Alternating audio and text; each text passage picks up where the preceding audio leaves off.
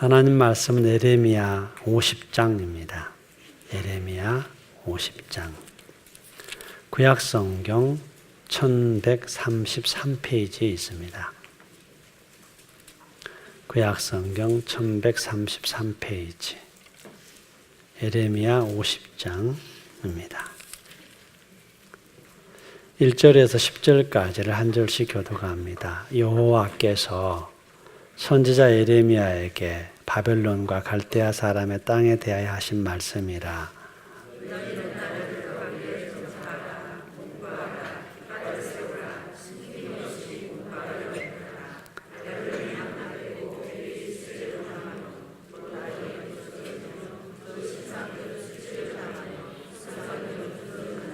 이는 한 나라가 북쪽에서 나와서 그를 쳐서 그 땅으로 황폐하게 하여 그 가운데에 사는 자가 없게 할 것임이라. 사람이나 짐승이 다 도망할 것임이니라.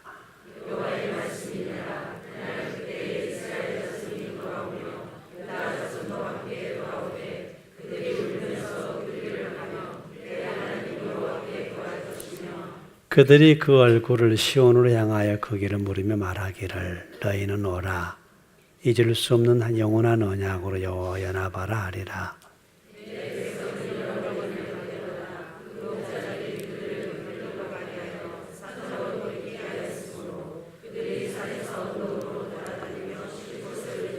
그들을 만나는 자들은 그들을 삼키며 그의 대적은 말하기를 그들이 여호와 곧 의로운 처소시며 그의 조상들의 소망이신 여호와께 범죄하였은즉 우리는 무죄하다 하였느니라.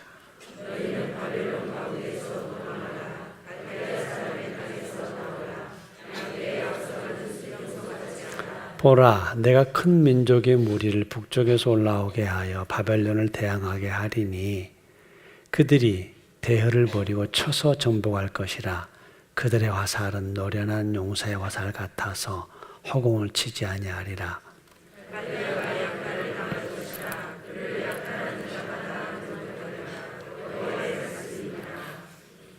네, 저희 교회에서는 매일 성경이라는 이 성경을 말씀 묵상집으로 사용하고 있습니다. 매일 아침 이 말씀을 묵상하신다면 주일날 설교를 듣는 일에 있어서도 아주 유효할 것입니다. 그리고 제가 경험한 바 말씀 묵상만치 신앙의 깊이와 넓이를 더해주는 건 흔치 않습니다. 여러분들께서 정말 좋은 신앙을 하시고 싶거들랑 꼭 말씀 묵상을 아침에 그냥 읽더라도 읽으신다면 어쩌다 신자가 아니라 날마다 좋은 신자가 되실 겁니다. 저를 따라서 해보실래요? 어쩌다 신자 되지 말고 날마다 신자 됩시다. 제 오른쪽에 보시면 크리스마스가 이렇게 써져 있네. 같이 읽어볼까요? 예, 올해 크리스마스를 한번 좀 준비해 보시죠. 어떻게 크리스마스를 맞이할까? 예수 믿는 사람들이 제일 기쁜 날인데 그냥 지나가면 예수 안 믿는 것 같잖아요. 내 주위에 누군가에게 크리스마스를 말할 수 있다면 온 가족이 함께 케이크 하나를 쪼개놓고 크리스마스를 말할 수 있다면 이것이 우리가 가야 할 또 하나의 크리스마스가 아닐까 싶습니다. 이제 금년도 약 4주 정도 남아있고 크리스마스는 지척입니다. 오늘 읽었던 이 말씀은 지난 11달을 돌아볼 수 있는 에레미야의 말씀입니다. 당시 바벨론이란 나라가 세계를 제패했습니다. 역사를 보면 중국의 최초의 통일 국가가 진나라 시황, 진시황인데 진시황보다 400년 전에 엄청난 세계 초강대국이 하나 있었습니다. 그 나라가 바벨론이거든요. 유다라는 나라도 바벨론에게 항복했고 속국이 되어져서 왕은 끌려가고 백성들도 포로로 바벨론 땅으로 끌려갔습니다. 선지자 예레미야가 우리 읽었던 성경 예레미야가 예언한 대로 그대로 이루어지게 됩니다. 바벨론의 대정복자는 유대한 느부갓네살이라는 황제였었습니다. 그 황제는 모든 전체 국가들을 점령하고 그리고 자기가 살고 있는 땅 유프라테스 강변에 웅대한 궁전들을 건축합니다. 얼마나 웅대한 궁전을 건축했는지는 역사의 사가들이, 고고학자들이 그 당대의 모든 기록을 조사해서 이렇게 만들었습니다. 이 영상은 제가 만든 게 아니고 EBS에서 제작한 영상입니다. 여러분들이 바벨론이 어떤 나라였는지 한번 보시면 됩니다. 한번 보실까요?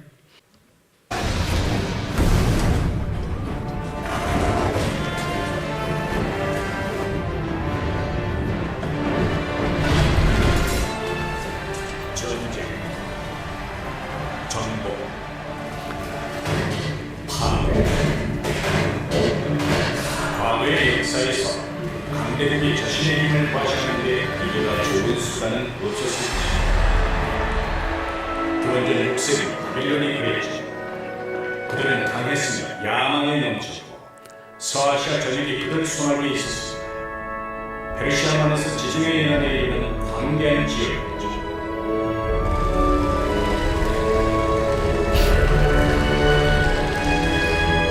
이 제국의 수도는 시로 올라왔습니다.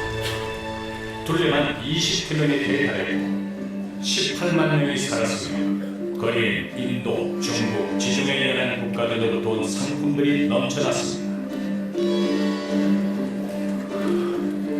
바빌론은 오늘날의 맨하탄이었습니다.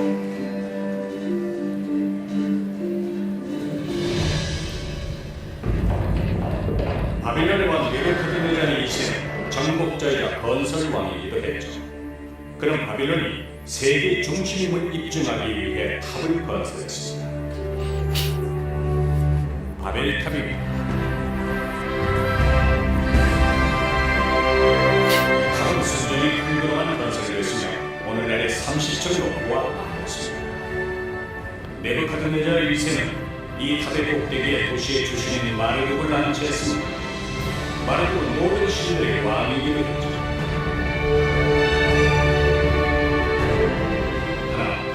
이 바벨탑보다 후세에 더 유명해진 건축물이 있습니다.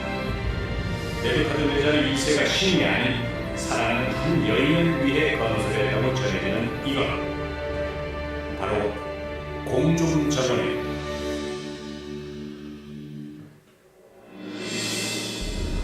이처럼 공중정원은 단지 하나의 정원이 아니었습니다.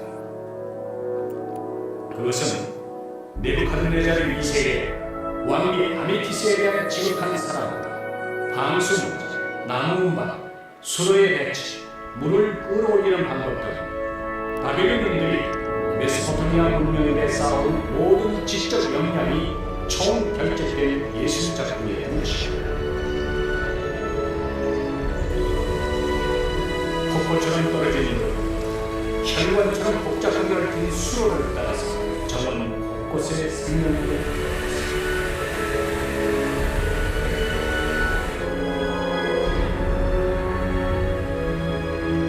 누구라도 이것을 상상했다면 울창한 성림 속에 들어와 있는 느낌을 받을 것이다.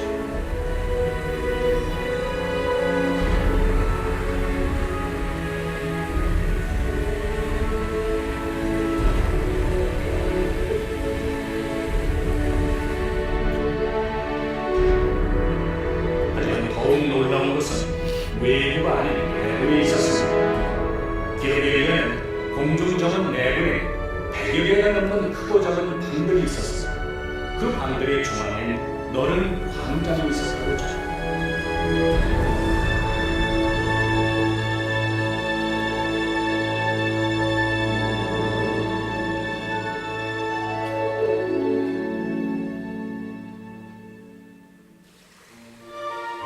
천창을 통해 은은한 빛이 들어왔을 광장 가운데에 더위를 식혀줄 목욕탕도 있었습니다.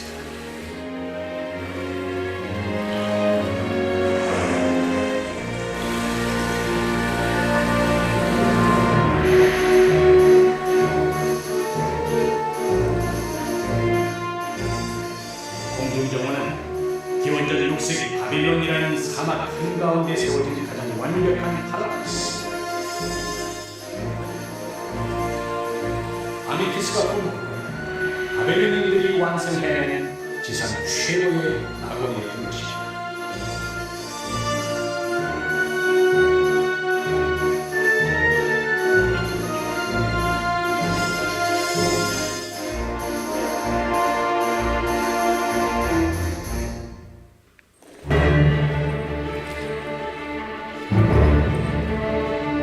이처럼 고대 그리스인들이 세계 7대 불가사의로 불렀던 공중전은 네부카드네잘 2세와 아미티스 공주의 사랑으로 번성했습니다.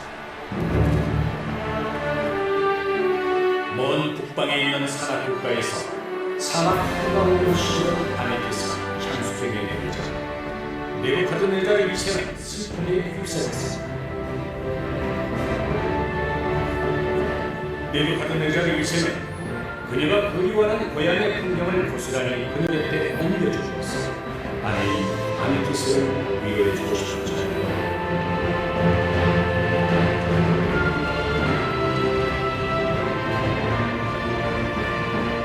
결국 네부카드네잘 2세는 공주가 살았던 북방 리비아에 있는 수백 종의 꽃과 나무들을 바빌론으로 가져옵니다.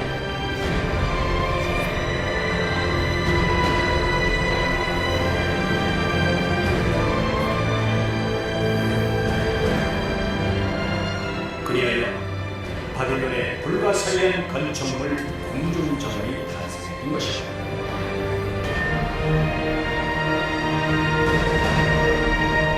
기원전 6세기 바빌론은 사막 한가운데 있는 마천루의 도시였습니다.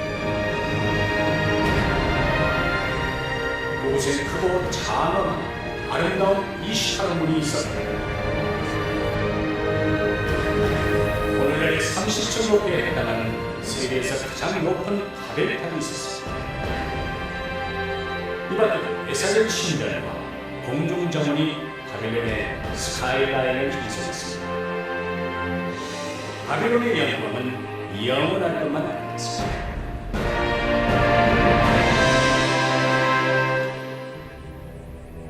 하지만 바빌론은 네부카드네잘 2세 사후 권력 다툼이 벌어졌고 결국 그가 죽은 지 43년 만인 기원전 539년 페르시아의 침략을 받고 맙니다. 모든 것이 불타버렸지요.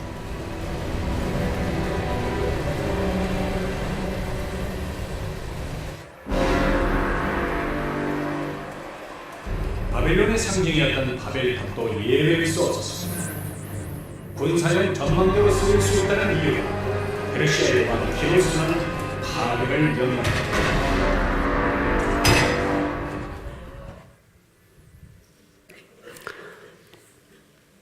이 바벨론이 무너질 거라고 예언한 사람이 에레미야입니다. 이 엄청난 도성을 만들었는데 아직 만들어지기도 전에 이 엄청난 바벨론이 에레미야 예언에 의해서 무너집니다. 오늘 읽었던 이 말씀 뒤 55년 만에 이 바벨론은 망하거든요. 오늘 읽었던 말씀은 그렇습니다. 바벨론은 망한다. 바벨론은 망한다. 바벨탑 105m 꼭대기에 서 있는 신전의 주신이었던 신중의 신 머르닥, 다른 말로 마르둑, 또 다른 말로 말뚝, 똑같은 말이에요. 제 학교 다닐 때 말뚝으로 배웠어요. 말뚝, 무르닥, 마르닥. 이 신상이 부스러질 거다. 이때 포로로 끌려간 사람들은 돌아올 거다. 내 백성들은 기르는 양처럼 그랬었다. 이제 바벨론이 망하니까 너희들은 빨리 바벨론에서 나와라. 이렇게 예언을 합니다. 이 예언은 이 사건이 벌어질 때 하는 게 아니라 이 사건이 일어나기 전 55년 전에 에레미야에 의해서 예언이 된 겁니다. 이 엄청난 도성 바벨론이 순식간에 망하죠. 그 엄청난 문명 하루아침에 무너지는데 페르시아라는 국가가 일어나서 이 나라를 망하게 할 거라고 예언한 선지자가 에레미야입니다. 바벨론이 발흥해서 정복에서 멸망에 이르기까지 바벨탑, 페르시아의 침공, 이 모든 것들을 성경에서는 길게는 200년 전에, 짧게는 50년 전에 다 예언이 됩니다. 나중에 이것이 사실인가라고 해서 학자들이 고증을 하죠. 고고학자들이. 그래서 이와 같은 영상들을 만들어냅니다. 실제로 이렇게 있었다고 기록이 되어 있기 때문에 이렇게 뉴욕의 마철루처럼 맨하탄처럼 허드슨강에 형성되어진 그 엄청난 물질 문명의 총화가 2600년 전 유프라테스 강가에 있었다고 이것들을 만들어낸 겁니다. 이런 나라가 망한다고 에레미야가 한 것입니다. 우리 읽었던 이 말씀의 예언은 주전 593년이고 실제 망한 건 539년이니까 55년 전에 이 나라에 멸망할 것을 에레미야가 말했던 겁니다. 자, 1절 3절까지 나왔던 바벨론은 망한다, 무르닥은 부스러진다, 이 말은 무슨 말이냐면 그 엄청난 문명, 엄청난 군대, 이게 망한다고 하면 누가 믿겠습니까? 방금 보았던 그 영상의 대제국, 사막입니다. 사막 한가운데 강가에 물을 끌어올려서 100m 이상까지 수차를 끌어올립니다. 보셨습니까? 뭐가 끌어올리는가? 말이 돌면서 물을 끌어올리는 거예요. 그 위에까지. 그 전체 공급에서 나무를 키우고 꽃나무를 피우는 게 그 나라였었어요. 당대에. 근데 이런 나라가 망한다? 누가 믿겠습니까? 아직 느부갓네살이라는 황제의 유세는 대단한데, 아직까지 사기 충천에 있는데, 아직 페르시아는 일어나기도 전인데 망한다고 하는 겁니다. 하나님께서 말씀하십니다. 바벨론, 내가 너에게 칼을 쥐어주마. 그 칼을 가지고 너는 세계 근동에 많은 나라들을 점령해라, 정복해라 라고 말합니다. 왜냐하면 그 많은 나라들이 두 가지 죄를 지었다고. 하나님 앞에 극도의 교만한 교만죄를 지었고 우상을 숭배하는 죄를 지었기 때문에 나는 너에게 칼을 주어서 중동의 모든 나라들을 지배하라고 이야기했습니다. 그래서 당대 최고 국가였던 이집트를 바벨론이 격파하고, 당시 최고의 국가였던 아수르 제국마저도 바벨론이 제압을 합니다. 그런가 하면은 이름도 없는 나라, 그냥 유목민족으로 살아가고 있는 사람들까지도 다 점령을 합니다. 이름 없는 유목민족도 점령을 하고 대제국인 이집트나 아수르를 모두가 다 점령한 왕이 바벨론이었습니다. 이유는 하나님께서 칼을 손에 쥐어주고 네가 가서 그들이 지은 죄, 교만과 우상 숭배를 네가 정리해라 라고 해서 온 지배자가 돼버린 것입니다. 이때 유다도 이스라엘도 이스라엘 중심에 있었던 모압이나 암몬이나 에돔이나 다메섹도 블레셋도 모든 나라들이, 크고 작은 모든 나라들이 다 바벨론의 점령하에 들어가게 됩니다. 이 모든 것들을 하나님이 하십니다. 모든 나라에 바벨론에 멸망시키게 하신 것은 그 나라들 지은 죄 때문이었는데, 죄가 두 가지였다고요. 뭐가 뭐예요? 교만과 우상 숭배였습니다. 근동의 모든 국가를 정복했던 바벨론은 내가 힘이 세서, 내가 군대가 강해서 그러는 줄 알았습니다. 교만한 거죠. 내게 주어진 그 칼을 너무 무자비하게 사용했고 사납게 둘러댔었습니다. 감히 내 앞에 누가 대들어, 감히 누가 내 앞에 대들어 하면서 초토화 시켜버린 거죠. 잔인하게 말입니다. 그런가 하면은 이런 모든 것들을 내게 부여한 신의 존재를 하나님이 아니라 바벨탑 꼭대기에 세워놓았던 그 신, 마르뚝, 무로닥, 말뚝이라고 생각한 겁니다. 그래서 사방 400m입니다. 기초가. 400m가 기단이니까 기초로 해서 그 꼭대기 위에 올라간 것이 약 105m의 높이로 탑을 쌓습니다. 잘 모르시면 아파트 높이로 3으로 나누시면 됩니다. 33층 정도 되는 높이입니다. 2600년 전에 지금의 아파트 높이 33층 정도의 높이의 높은 탑을 쌓고 그 꼭대기 바벨 신전에 이 모든 권세를 이 신이 주었다고 하면서 신을 높이 모셔둔 겁니다. 그 신이 무로닥, 마르둑, 또 다른 말로 말뚝. 처음부터 해볼까요? 무로닥. 두 번째는 마르둑. 다른 말로 그 신을 모셔놓고 이 신이 우리에게 이 모든 권세를 주었다고 했던 거예요. 그런데 바벨론이 하나님을 모르는 건 아니었거든요. 바벨론도 하나님을 알았습니다. 일찍이 이 사건보다 150년 전에 히스기야가 병들어 죽게 되었을 때 히스기야 왕이 저 먼 바벨론의 나라의 왕이 와서 문안 인사를 합니다. 유문차 왔었어요. 히스기야가 하나님을 이야기해 주죠. 성전도 보여주죠. 이런 나라인 줄 알았었어요. 그리고 지금 에레미야도 느부갓네살 왕이 압니다. 얼마만큼 잘 아냐면 이 에레미야 선지자가 예언을 통해서 내가 중동의 패권을 쥐게 될 것도 알고 있었었고 바벨론이라는 나라가 이 모든 국가의 제국이 될 것도 이미 누가 예언을 해요? 에레미야가 예언을 해요.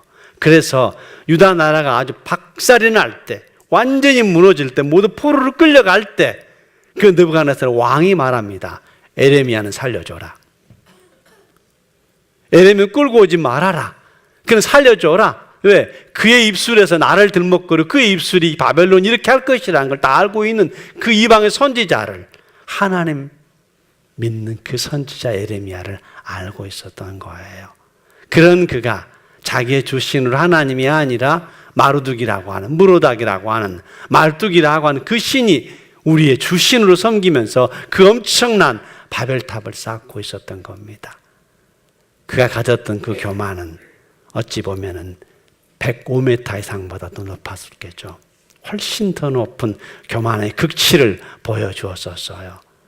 그리고 그 놀라운 나라였기 때문에 그가 죽은 뒤에 그의 아들들의 자리다툼과 그리고 사치와 향락들, 심지어 마지막에는 바벨탑의 신전 제사장들과 왕족이 싸우는 여기까지 가게 되죠. 그러면서 나라가 하루아침에 100년을 지탱하지 못하고 망해버리게 됩니다. 하나님이 말씀하셨습니다. 이미 55년 전에 바벨론이 무너진다. 바벨론 왕국이 무너진다. 바벨탑이 쓰러진다. 무로닥이란 말뚝이라는 그 신전이 목이 부스러질 것이다. 예언이 된 거잖아요. 하나님께서 바벨론에게 준 힘을 거두시는 겁니다.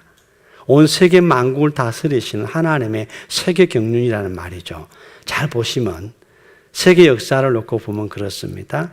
세계 역사에서 등장했다가 멸망하고 이런 나라들, 특히 그 중에서 큰 나라들, 세계사의 큰 핵심이 되었던 나라들의 등장과 멸망을 한번 본다 치면 그 도식이 성경에 나타난 이 도식과 비슷합니다.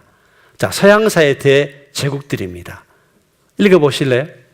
이집트, 아수르, 바벨론, 페르시아, 그리스, 로마, 비잔틴, 프랑크 왕국, 프랑스, 영국, 독일, 소련, 마지막에 미국. 미국 이전의 모든 나라들이 어떻게 무너졌느냐는 겁니다. 교만의 끝자락에 있었을 때입니다. 자, 가까이 중국도 볼까요? 같이 읽어볼래요? 진시황, 한, 수, 당, 요, 송, 온, 명, 청. 온나라가 몽고족입니다. 이 나라도 어떻게 마지막 끝자락에서 망하는가? 한 나라가 발행해서 무너질 때 어떻게 망하는가를 본다 하시면 끝자락에 모두가 다 교만이 자리 잡고 있습니다. 우리나라도 마찬가지입니다. 고전사회에서 삼국사회, 남북 왕조시대, 그리고 고려시대, 조선시대 끝자락이 두 가지입니다. 종교적 극도의 타락과 그리고 또 하나는 교만. 이것이 그 세상을 망하게 만드는 요인이었던 것입니다.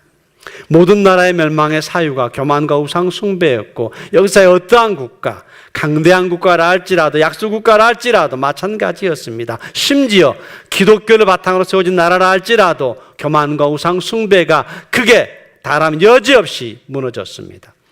내가 가진 것들에 힘을 더해서 권세를 부릴 때 하나님의 자리에 하나님보다도 높은 것들이 자리하면 그 나라는 반드시 망했습니다.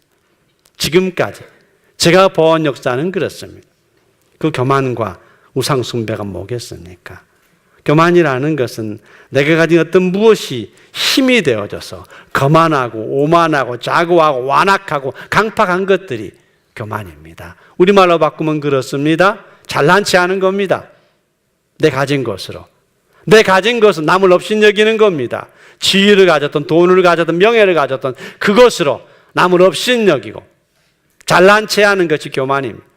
그리고 내 스스로 높이는 겁니다. 내가 누군데, 내가 목사인데, 내가 누군데 하는 스스로 높이는 거 있지 않아요? 건방지고 거만합니다. 교만의 뜻을 풀어가면 그렇습니다. 고집스럽습니다. 더 풀어가면은 까다롭게 굴고 남의 말을 잘 안 듣습니다. 특징이죠. 교만한 자의 특징입니다. 이러한 것들이 극에 다다르게 되면은 망하게 된다는 것입니다. 우상숭배가 뭘까요?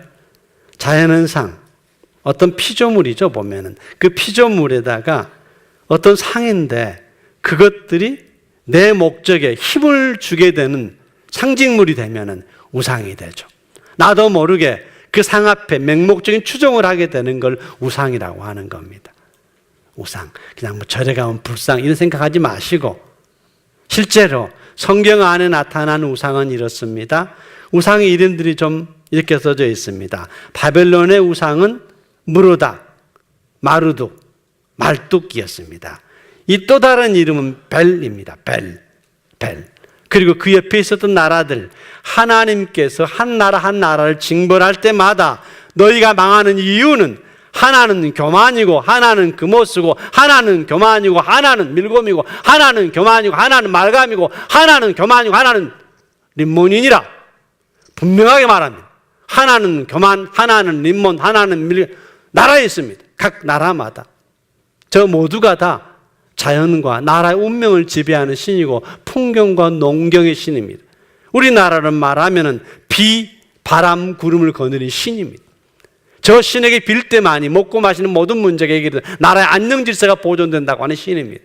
그 신이 이름만 다르게 자기 나라 언어에 따라서 저렇게 금오스, 밀곰, 말감, 림몬, 벨, 마르둑 이렇게 등장하고 우리나라에서도 그렇게 등장해서 개천절 노래 비, 바람, 구름을 거느리는 우리의 적이란 말로 등장하게 됩니다. 먹고 마시는 모든 걸 쥐고 있다는 이야기인 거죠. 알고 보면 먹고 마시는 모든 것들을 쥐고 있다는 바벨론의 벨, 그 벨은 사실상 다른 말 바알입니다. 우상의 원조인 바알. 엘리야가 목숨 걸고 싸웠던 신 바알. 그 바알이라는 신은 주인이라는 말인데 실제로 모든 부여와 풍요를 갖다 주는 신이었습니다. 오늘날 우리에게 모든 부여와 풍요를 갖다 주는 신은 누구일까요? 돈입니다. 돈. 이제는 돈이 우리의 신이 되어 있는 꼴입니다. 모두가 돈을 숭배하는 이 돈신을 만모니즘이라고 이야기합니다. 그렇게 볼 때 바알신의 마지막 후예가 누구냐? 만몬, 돈입니다. 우상 숭배하지 않았다고 할 수 있겠습니까? 2018년 올 한 해 내가 가진 그 무엇, 어떤 지위든 재산이든 지식이든 능력이든 그것을 어떻게 살았는가 하나님께서 경고하시는 장면입니다. 이집트는 군대를 자랑했습니다. 블레셋은 강력한 동맹체를 자랑했었습니다. 모압은 엄청난 보물을 자랑했었습니다. 암몬은 아주 비옥한 경제를 자랑했었습니다. 에돔은 절대 그 누구 쳐들어올 수 없는 천연의 요새를 자랑했었습니다. 하나님 말씀하시기를 니들이 자랑하는 천연 요새를 깨버릴 것이다. 니들이 자랑하는 그 비옥한 토지를 내가 박살낼 것이다. 니들이 자랑하는 그 모든 군대 내가 다 밭으로 들여버릴 것이다. 내가 무엇을 드러내셨습니까? 금년 1년.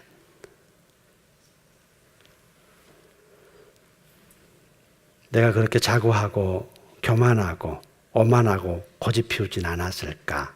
내 가진 그 무엇으로 무사람들에 대해서 하나님 앞에 그런가 2018년으로 한 해에 돈을 따라 살면서 하나님을 뒷전에 두지는 않았을까 주시는 경고입니다. 아이들을 본다 치면, 학생들을 본다 치면 부등호 어디에 놓여 있습니까? 학교와 신앙보다 알바 쪽이 큽니다. 하나님보다 뭐가 커요? 학업 성적이 큽니다. 신앙, 하나님 뭐가 더 커요? 부요와 미래가 더 큽니다. 교회보다 신앙보다 누가 더 커요? 누가 커요? 큽니다. 하나님보다 뭐가 커요? 돈이 크죠. 그랬다면 결국은 그 알바가 성적이 미래가 자녀가 잘 되는 것이 아니라 망한다라고 경고하시는 겁니다. 하나님보다 크다면 망한다, 무너진다, 기대한 만큼 무너진다 하는 것이 에레미야의 경고입니다. 교만과 우상 숭배에서 벗어나려고 한다면 무엇보다도 지금 누리는 내 삶의 복이 자격 없는 나에게 주어진 하나님의 선물임을 알아야 할 것입니다. 나를 가장 높은 곳에, 나를 맨 앞에 두는 것이 아니라 가장 높은 곳 하나님을 둬야 할 것이고, 가장 맨 앞장서서 하나님을 두지 않고 내가 맨 앞에 있고 제일 꼭대기에 내 자녀가 올라와 있고 내가 올라와 있다면 이것이 교만이거든요. 그래서 하나님을 가장 높은 곳에 두어야 하고 하나님을 제일 앞에 두지 않으면 무너질 거라는 말씀입니다. 진정한 지혜는 뭘까요? 참 지혜는 하나님을 모든 일에 인정하는 것입니다. 시답지 않는 일에서부터 큰 일 모두에 이르기까지 범사에 하나님 인정하는 거, 진짜 내게 안정과 안능을 갖다 주는 건 돈이 아니라 내 어떤 노력이 아니라 하나님의 품에 있다면 우리는 안전할 것입니다. 그 얘기가 에레미야입니다. 잘 생각해 보실까요? 지금 여러분들이 누리는 돈, 내가 누리는 지혜, 내가 누리는 우리 집, 내가 다니는 내 직장, 내가 잘나서일까요? 남들보다 더 많이 노력을 하셨습니까? 더 부지런하셨습니까? 내가 잘났습니까? 내가 더 거룩합니까? 그래서 지금의 내가 누리는 부와 지금 내가 누리고 있는 직장과 일터는 그렇게 온 것입니까? 아니잖아요. 그 모든 것들이 하나님이 내게 주신 긍휼이라는 겁니다.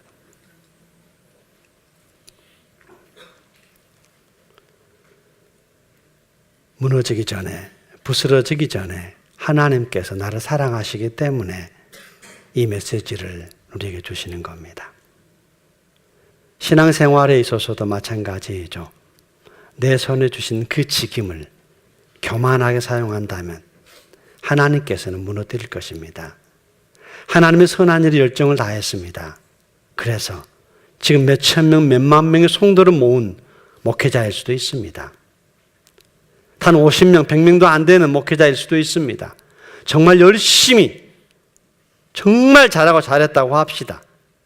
하지만 그 엄청난 잘함도 하나님께서 주신 그 권세를 섬기는 권세로 쓰지 않고 군림하고 누리고 교만하는 그 권세로 썼다면 무너질 거라는 겁니다. 그래서 작금에 일어난 한국교회 사태에 그 엄청난 일을 해놓고도 바벨론 그 엄청난 일, 공중정원을 만들고 바벨탑을 짓고 했어도 하루아침에 무너지는 것처럼 이 땅에 신앙생활을 그렇게 한다 치면 그 또한 그렇게 무너지고 말 것입니다. 잘난 체하고 남을 업신여기고 스스로 나는 누구인데 난 이래봬도 누구야 한다거나 나 자신 스스로 높이고 건방지고 거만하고 고집스럽고 남의 말 안 듣고 이렇게 교회의 직분을 누리고 있다면 그 또한 망할 것이라고, 하나님께 허물어 버릴 것이라고 말씀하십니다. 그동안 잘했던 것, 엄청나게 잘했던 것, 어떤 것도 면죄부가 되지 못합니다. 하나님의 절대 공의이기 때문에 그렇습니다. 마치 하나님께서 이스라엘을 사랑하고 또 사랑하셔서 최고의 건물 예루살렘 성전을 지어주셨습니다. 누구도 침략할 수 없는 예루살렘 성곽을 만들어 주셨습니다. 하지만 하나님 앞에 교만했을 때, 우상을 숭배했을 때는 내가 심은 것을 뽑아버리고 내가 지은 것을 무너뜨려버리는 하나님 절대 공의 앞에 어떤 것도 피해갈 수가 없었습니다. 성전을 불태워버리십니다. 성곽을 다 무너뜨려버리십니다. 누가 그걸 지으신 이가, 세우신 이가 하나님이신데 그분이 그렇게 하셨습니다. 그럼 나에게도 똑같습니다. 그렇게 해서라도, 그렇게 해서 불을 질러버리고 포를 끌고 가더라도, 그렇게 해서라도 더 이상 망하는 것을 막기 위해서, 더 이상 망해서 내게 떠나가는 것이 싫어서 내 곁에 두시고자 해서 그를 망하게 하시는 겁니다. 불태우심이, 무너뜨리는 것이 하나님의 은혜입니다. 이것이 우리들의 은혜가 아니길 바랍니다. 내가 무너지는 것이, 내가 쓰러지는 것이, 내가 망하는 것이 은혜인데 망한 은혜를 받지 말지 바랍니다. 망한 은혜가 아니길 바랍니다. 하나님 말씀이 있습니다. 같이 읽어보실래요?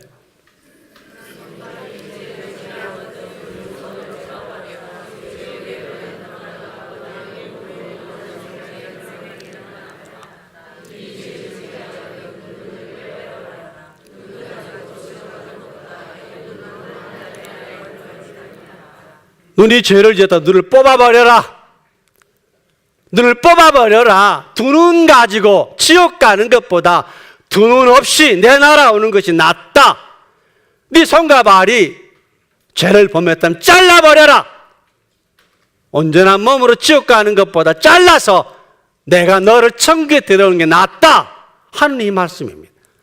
아픔이죠. 하나님의 은혜죠. 팔이 잘린 것은, 다리가 잘린 것, 눈이 뽑힌 것은 하나님 절대적 공의입니다. 하지만 그렇게 해서라도, 그 공의를 실천해서 그렇게 해서라도 눈이 뽑힌 채로, 팔다리가 없는 채로 내 나라에 들어가고 싶은 것이 하나님의 절대적 긍휼의 사랑이라는 사실입니다. 우리가 그 사랑의 대상이기 때문에 때에 따라서 교만하고 우상 숭배한다 치면 두 눈 뽑아버릴 거고 두 다리 잘라버릴 거고, 그렇게 해서라도 반드시 내 곁에 때려넣겠다는 하나님의 욕심이고 사랑이라는 걸 믿으시기 바랍니다.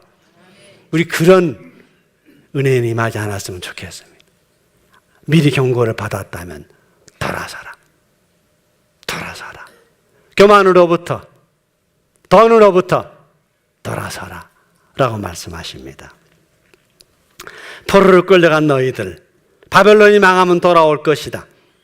이제 1년의 한 해를 마감해가 새로운 1년을 설계하는 달입니다. 한번 생각해 보실까요? 금년 1년 동안 나는 하나님하고 얼마나 가까워졌을까? 나는 좀 더 가까워졌다. 작년보다 올해는 진짜 좀 가까워졌다. 손 한번 들어보실래요? 이렇게 두 손, 다 손 이렇게. 다 들어보시라. 이렇게 반짝반짝, 반짝반짝, 반짝. 반짝반짝 해보시게. 손 들어서. 가까워지신 분을 향하여 박수. 가까워지면 일어서 보시기를. 아무도 안 계시죠? 나는 작년에 비해서 하나님께 좀 더 가까워졌다. 반대로 멀어졌다. 하나님과 나와의 관계 거리가 1년 전에 비해서 가까워진 게 아니라 그냥 그 자리 그만 딱 고수하고 있거나 더 멀어졌다. 가족과의 관계는 어떻습니까? 더 가까워졌습니까? 멀어졌습니까? 가족. 하나님과 나와의 관계. 멀어졌을까요? 더 멀어졌을까요? 더 멀어졌을까요? 돌아오라고 하십니다, 이젠. 망할 테니까.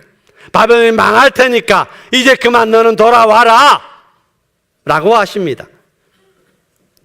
멀어진 사유에 대해서 야고보는 그렇게 말한 적도 있습니다. 네가 세상과 친구 되어 사는 것이 스스로 하나님 앞에 적이 되어버렸다 라고 하십니다. 내가 왜 멀어졌을까? 왜 하나님 앞에 나는 멀어졌을까? 해마다 나이를 먹어갈수록 가까워져야 할 터인데, 친해져야 할 터인데 자꾸만 뒷걸음치진 않았을까? 한참 물러나진 않았을까? 이렇게 되어 있다는 말입니다. 크리스마스가 가까이 옵니다.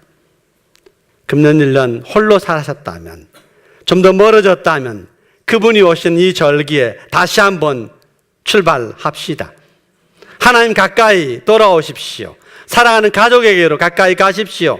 비록 떠날 때 걸음걸음 멀어져 가고 힘들고 마음 상해 갔을지 모르겠습니다. 어쩜 난 아무것도 안 했는데 부모 탓에 목사 탓에 멀어질 수도 있습니다. 하지만 하나님께서 정리하신다고 합니다. 내가 정리할 테니까 너는 누구 탓하지 말고 와라. 돌아와라 라고 하십니다. 평화의 왕 예수 그리스도께서 이를 위해서 우리에게 오시는 겁니다. 그동안 네가 길 잃은 양처럼 살았다. 이제는 그 바벨론이 망하니까 나와라.